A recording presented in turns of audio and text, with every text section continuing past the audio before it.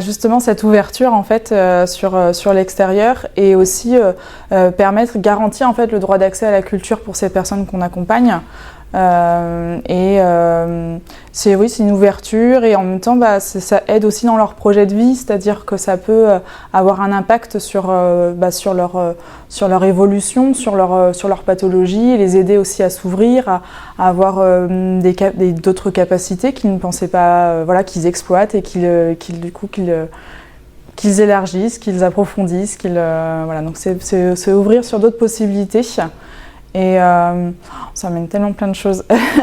Après, c'est propre à chacun aussi, et ça permet aussi d'ouvrir le secteur médico-social aussi, de donner à avoir un autre regard, quelque chose qui est plus ouvert, qui est vraiment sur une dynamique d'ouverture et de droit commun, et que ce sont des personnes qui sont en situation de handicap, mais ce sont des personnes comme tout le monde et qui ont des capacités et aussi des intérêts et des droits, et voilà. Donc c'est un peu une restructuration un peu de tout ça en fait. Voilà.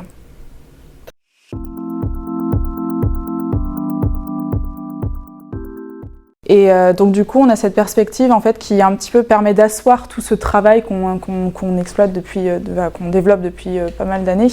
Et donc du coup, ça serait d'ouvrir un tiers-lieu artistique au sein du pôle Keraman dans ce contexte de réhabilitation aussi du bâti, ouvert sur la cité en fait, et qui emmènerait du monde aussi à venir nous voir et à créer une dynamique tout autre.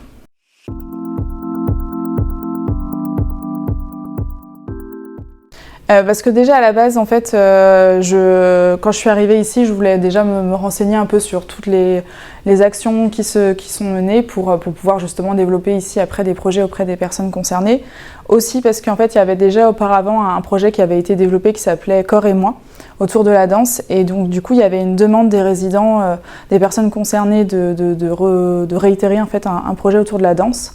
Et donc j'avais été au rendez-vous Réflexe Danse qui a été initié par du coup Isabelle Rochard, par Culture Lab, et j'ai rencontré Laure, une des chorégraphes, Laure Fouard, et ce qui a permis de développer un projet qu'on va d'ailleurs avoir une restitution le 22 juin à l'auditorium en partenariat avec le conservatoire.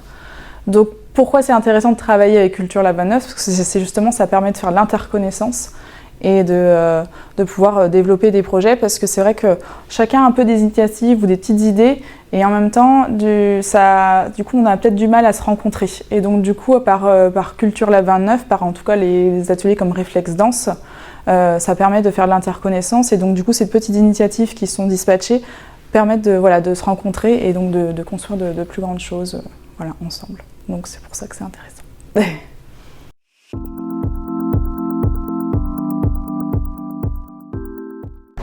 Alors pour en avoir déjà vécu quelques-uns, on est avec des publics dits fragiles, en perte d'autonomie et donc dans une forme de dépendance.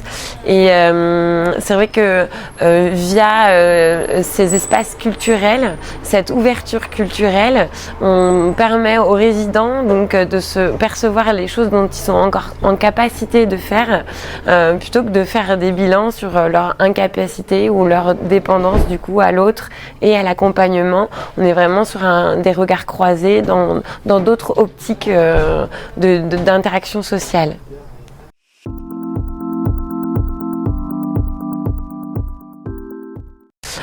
Oui, tout le temps, justement, des rencontres comme aujourd'hui avec l'atelier de co-développement, ça nous permet de rencontrer les acteurs du territoire, ça donne des idées, on sent qu'il y a des relations qui tendent à se créer parce qu'on sent des envies de part et d'autre, et puis c'est des milieux qui de base n'ont rien à voir les uns avec les autres, mais qui fonctionnent super bien, ça match énormément.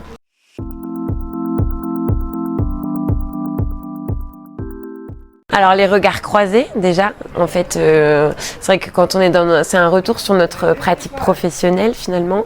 Et puis quand on est dans nos quotidiens en fait de pratique professionnelle, on n'a peut-être plus forcément le recul nécessaire. Et les regards croisés d'autres professionnels, d'autres milieux peuvent nous permettre d'avoir des regards différents.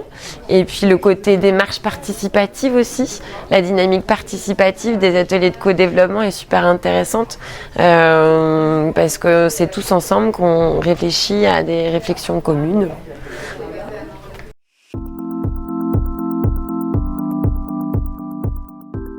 L'idée, c'est d'aller vraiment vers la structuration d'une compagnie inclusive, donc de vraiment pouvoir entrer dans des processus de création et sur des plateaux professionnels avec des personnes qu'on considère très peu comme danseuses et danseurs.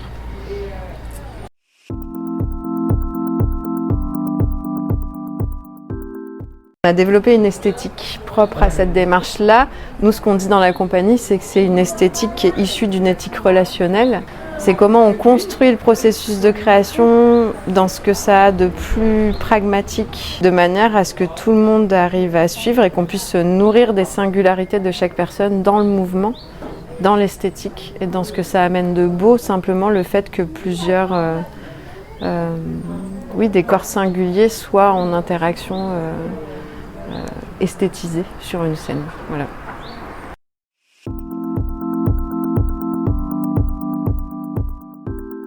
Moi, ce que j'aime beaucoup, c'est le pouvoir destituant de la danse. C'est-à-dire que quand on amène à un endroit un geste qui n'a pas d'intentionnalité, de production ou de signification claire, ça vient ramener un décalage en fait. Ça ouvre des possibles. Et j'aime beaucoup cet endroit-là d'arriver quelque part et de poser des gestes qui n'ont pas de but lisible en soi. Et tout l'imaginaire que ça ouvre, toute la possibilité de repenser les relations entre les personnes aussi. Enfin, c'est intéressant cet endroit-là.